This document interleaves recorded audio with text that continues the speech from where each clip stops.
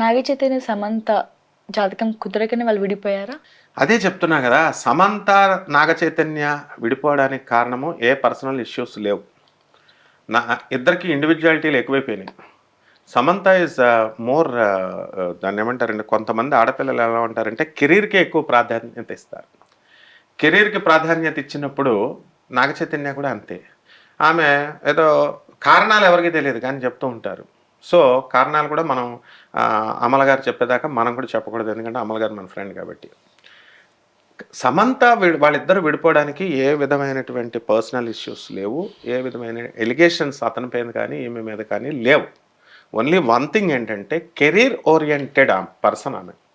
ఆ కెరీర్ పరంగా ఎదగాలి అనేటటువంటి విషయాల్లో ఆమె కొంచెం తొందరపడి స్టెప్ తీసుకొని, ఆమె తనే స్టెప్పే కరెక్ట్ అనుకొని పెద్దవాళ్ళు వాళ్ళ అమ్మగారు వాళ్ళు డిసైడ్ చేసుకొని విడిపోయారు.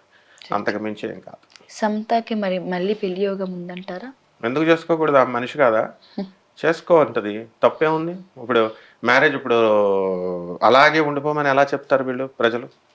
ఆమె చేసుకుంటుంది, అవసరమైనప్పుడు చేసుకుంటుంది. మొదటి నుంచి కూడా చెప్తున్నాను కదా, కెరీర్ ఓరియంటెడ్ పర్సన్ తను. కాబట్టి ఆ కెరీర్ వచ్చేదాకా వెయిట్ చేయాల్సిందే, అప్పుడు చేసుకుంటుంది ఆమె. పవన్ కళ్యాణ్ గారికి ఆల్రెడీ 3 పెళ్లిళ్ళు అయినాయి, అందరికి తెలిసిన విషయమే. మరి 4వ పెళ్లి కూడా అయ్యే అవకాశాలు ఉన్నాయా ఆయన జాతకంలో? ఇంకెన్ని పెళ్లిళ్ళు ఉన్నాయి? ఎవడమ్మా వాడు చెప్పింది నాలుగో పెళ్లి అని? ఆయన ఇష్టం, ఎన్నన్నా చేసుకుంటాడు. అంటే 3 పెళ్లి ప్రచారం అలా సాగుతుంది కదా. ప్రచారం చేసేది మన ఫ్రెండ్సే. నాన్ సెన్స్ అదంతా. ఆయన 3వ భార్య ఫారినర్. ఇక ఆమె ఎందుకు వదులుతుంది ఇన్ని? ఇండియన్ గర్ల్కి అంతే కూడా ఫారినర్ గర్ల్ డిసిప్లిన్. నాగార్జున గారిని పెళ్లి చేసుకున్నప్పుడు అమలు చేసుకుంది, ఫారినర్ వదిలేస్తుందనో లేకపోతే నిలబడుతుందా అని, ఎంతవరకు నిలబడుతుందా అన్నారు. బ్రహ్మాండంగా చేసి చూపించింది అమల గారు. అందువలన ఇప్పుడున్నటువంటి ఆవిడ అందులో డిప్యూటీ సీఎం అయ్యాడు, మినిస్టర్ అయ్యాడు, రాజకీయాల్లో క్లిక్ అయ్యాడు, ఒక అగ్ర పార్టీ ఉంది, చీఫ్ మినిస్టర్ అయ్యేటటువంటి పరిస్థితులు భవిష్యత్తులో రావచ్చు. అటువంటి దానికి అధ్యక్షురాలు ఆమె. పవన్ కళ్యాణ్ ఏంటి? ఆమె ఎందుకు? ఆమె ఏమైనా పిచ్చిదా? ఫారినర్ అంటే ఏమనుకుంటున్నారు? Very discipline than in Indian. కాబట్టి ఆమె ఎట్టి పరిస్థితుల్లో వాళ్ళంటే ముందోళ్ళు వదిలేశారు. ఇదిగో వదిలేశారంటే ఏదో సెటిల్మెంట్లు చేసుకున్నారు. వాళ్ళు కూడా మంచివాళ్ళు పాపం. ఎలా అంటే అండర్స్టాండింగ్తో వెళ్ళిపోయారు వాళ్ళు. ఇప్పుడు ఏం ఆ ఛాన్స్ ఇవ్వదు. కాబట్టి 3వ పెళ్ళి, ఫైనల్ పెళ్ళి. Pawan Kalyan is fixed for her, fixed. And ఆయన గేమ్ అయిపోయింది ఈ 3వ పెళ్లితో. రాజకీయాల్లో కూడా చక్కగా బ్రహ్మాండంగా గేమ్ అక్కడ స్టార్ట్ అయింది. మ్యారిటల్ లైఫ్ గేమ్ ఆగిపోయింది. కాబట్టి ఎట్టి పరిస్థితుల్లో ఇక 4వ పెళ్లి అనేటటువంటి టాపిక్ లేదు, ఆయనకు పెళ్లి చేసుకోవాల్సినటువంటి అవసరం కూడా లేదు. అయితే ఇప్పుడు ఆయనకు బాధ్యతాయుతమైనటువంటి ఆంధ్ర రాష్ట్రం వాళ్ళంతా కూడా దాని మీద చూసుకుంటాడు ఆయన ఫోకస్. ఈ పెళ్లిల మీద చూసుకుంటాడు. ఎక్కడైనా ఈ పిచ్చివాగుళ్ళు వాగుతారు వీళ్ళంతా, అంతే. గురుగారు, బాలకృష్ణ గారి జాతకం ప్రకారంగా ఆయన మంత్రి అయ్యే అవకాశాలు కనిపిస్తున్నాయా? ఆయన మంత్రి ఏంటమ్మా, ఆయనే చీఫ్ మినిస్టర్. వాళ్ళ బియ్యంకడే చీఫ్ మినిస్టర్. ఆ పార్టీయే బాలకృష్ణది. కాబట్టి చంద్రబాబు నాయుడు గారు పేరుకే చీఫ్ మినిస్టర్. ఆయన ఏమన్నా బాలకృష్ణ గారు చెప్పిన దానికి కాదంటారా, లేకపోతే బాలయ్య బాబు చెప్పిన దానికి చంద్రబాబు కాదంటాడా? సో అధికార యోగాలు పుష్కలంగా ఉన్నాయి బాలయ్య బాబుకి. ఆల్రెడీ ఎమ్మెల్యే అవడం కూడా అధికార యోగమే. ఆయన మళ్ళీ మళ్ళీ మళ్ళీ అన్నిసార్లు గెలవడమే పెద్ద అధికార యోగం. కాబట్టి ఆయన ఇప్పుడు మంత్రి కిందే లెక్కచ్చి he's the chief minister of Andhra Pradesh. 2029 AP ఎన్నికల్లో మళ్ళీ చంద్రబాబు గారు సీఎం అవుతారా? చంద్రబాబు హవా నడుస్తుంది కమ్మా. ఆయన ఆరోగ్యం బాగా చూసుకోవాలి, చక్కగా బాగా పరిపాలన చేస్తాడు తెలుసు మనకి. పవన్ కళ్యాణ్ గారు కూడా బ్రహ్మాండంగా చేస్తారు. మరి ఇవన్నీ కూడా ప్రజల టార్గెట్స్ ఉంటాయి. ఇప్పుడు సచిన్ టెండూల్కర్ని ఒక బ్యాట్ పట్టుకుంటే 100 కొట్టేయాలా అని ఆశిస్తారు జనం. ఆయన ఇంకా అక్కడ పొజిషన్ అవసరం లేదు. ఆడు బౌలింగ్ వేసేవాడు ఎవడు, వాడు ఎంత స్పీడ్గా వేస్తున్నాడు, ఇంక ఇదంతా చూడరు అనమాట. ఇదిగో పట్టుకున్నాడా కొట్టేయాలా. అలా చంద్రబాబు నాయుడు గారి మీద హై ఎక్స్పెక్టేషన్స్ ఉన్నాయి ఇప్పుడు తెలంగాణ ఆంధ్ర ప్రజలకి. ఎందుకంటే జగన్ మీద కక్ష కొద్ది దింపేశారు కాబట్టి ఈయన చేస్తాడు, దేశాన్ని ఆంధ్ర రాష్ట్రాన్ని డెవలప్ చేస్తాడని చెప్పాడు కాబట్టి చేయాలి అన్న కసితో చేశారు.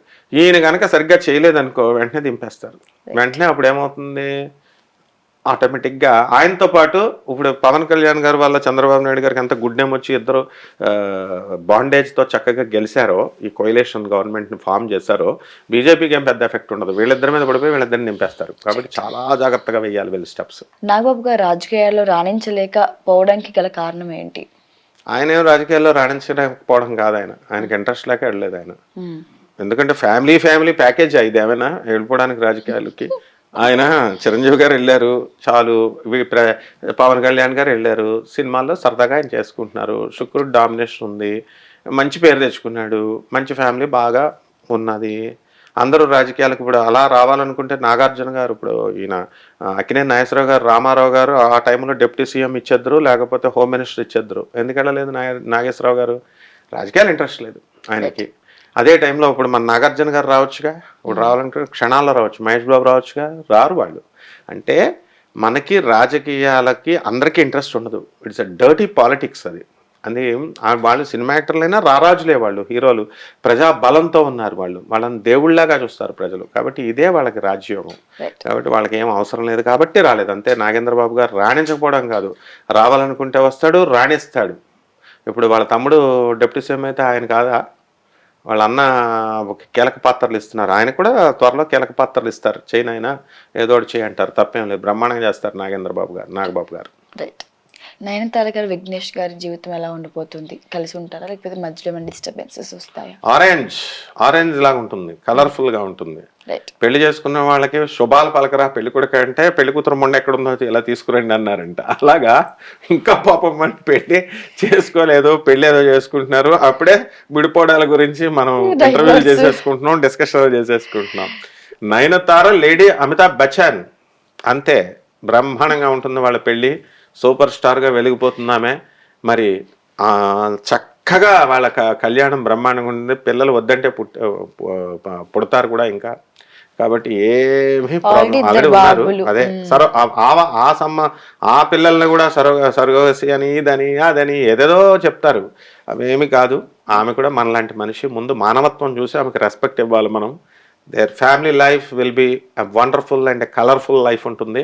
ఆరెంజ్ లాగా ఉంటుంది, మార్వాడీస్ చెప్తారు, ఆరెంజ్ అంటే మంచి బ్రహ్మాండంగా ఉండేదాన్ని ఆరెంజ్ లా ఉందంటారట. అది టీమిండియా మళ్ళీ ఎప్పుడు వస్తే ప్రపంచ కప్ కొట్టే అవకాశం ఉంటుంది? ఇంకేం ప్రపంచం కప్పు, ఇప్పుడు కపిల్ దేవ్ వచ్చినప్పుడు is a multi talented person, Dhoni multi talented person. అక్కడ టీం వర్క్ ఉంది, టీంలో అంతా కొట్టుకోకుండా ఉన్నారు, మ్యాచ్ ఫిక్సింగ్ లేవు, ఒక ఎథిక్స్ ఉన్నాయి, ఇలా చేసుకుంటూ వచ్చారు. మరి ఆ ప్రపంచ కప్పు ఛాన్సులు పోగొట్టుకున్నప్పుడు అదంతా దైవాధీనాలు అంటారు. ఈ యొక్క కప్పులు కొట్టడాలు, జయాపజయాలు ఇవన్నీ కూడా దైవాధీనాలు. సో లెటస్ హోప్ మనకి వాళ్ళు కూడా కొట్టాలని అనుకుంటాం. కానీ ఆ ప్రపంచ కప్పు కొట్టే ముందు వీళ్ళ ఏం ఆలోచించాలంటే, కపిల్ దేవ్ దగ్గర అంత లీడర్షిప్ క్వాలిటీస్ నేర్చుకోవాలా, ఆ కపిల్ దేవ్ టీంలో ఉన్నటువంటి ఐక్యత తెచ్చుకోవాలా, టీం వర్క్. అలాగే మన ధోని ఉన్నప్పుడు ఉన్నటువంటి ఐక్యత నేర్చుకోవాలా, ఆ మెలకువలు నేర్చుకోవాలని సీనియర్స్ని గౌరవించి వీళ్ళు ఆ సీనియర్ ద్రావిడ్ దగ్గర, వీళ్ళ దగ్గర, వాళ్ళ దగ్గర అంతా నేర్చుకుని ఉంటే అప్పుడు మనం కప్పు కొట్టుకొస్తాం, లేకపోతే వదిలేసి వచ్చేయడమే అంతే. బండి సంజయ్ గారి భవిష్యత్తులో ఉన్నత స్థాయికి చేరుతాడా? ఎలా ఉండబోతుంది ఆయన జాతకం ప్రకారంగా? చేరిపోయాడుగా, ఆల్రెడీ వచ్చేసిందిగా ఆయనకి. బండి సంజయ్ గారికి ఎందుకు ఇవ్వలే? మినిస్టర్ పదవే, సెంట్రల్ మినిస్టర్ పదవే ఇచ్చారు. ఇంకా అంతకంటే ఇంకా డెవలప్మెంట్ ఏం కావాలా? ఒక్క మనిషి ఒక్కసారి ఒక్క లైఫ్లో ఒక ఎమ్మెల్యే అయితే చాలు అనుకుంటాడు, ఒక ఎమ్మెల్సీ అయితే చాలు అనుకుంటాడు.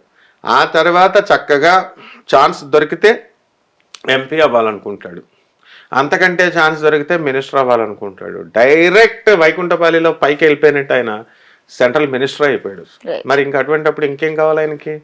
బ్రహ్మాండంగా వెళ్ళిపోతూ ఉంటాడు. నెక్స్ట్ బీజేపీ గవర్నమెంట్ కనుక పటిష్టంగా వీళ్ళు కనుక చేసుకుంటే, తెలంగాణలో బలంగా కనుక చేసుకున్నట్లయితే డెఫినెట్గా అవుతాడు. అంతేగాని ఆయన ఇప్పుడు బండి సంజయ్ గారికి కుంభరాశి, ఇటువంటి టైంలోనే అయిపోయాడు ఆయన. కుంభరాశిలోనే ఏలినాటి శని జరుగుతున్నప్పుడే మినిస్టర్ అయినప్పుడు, తర్వాత అవడానికి గ్యారంటీ ఏమిటి? We should be optimistic always. So డెఫినెట్గా ఆయన కూడా ఎదిగిపోతాడు.